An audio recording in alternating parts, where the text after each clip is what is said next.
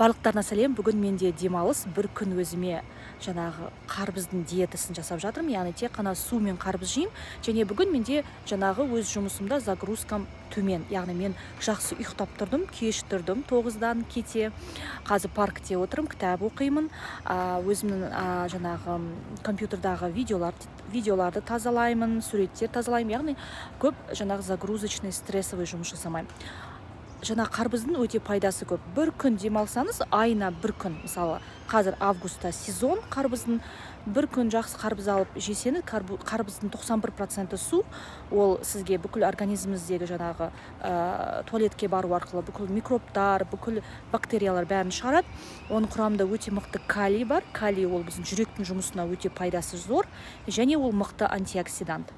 Тіпті кейбір врачтардың айтуы бойынша раққа қарсы клеткалар жояды дейді.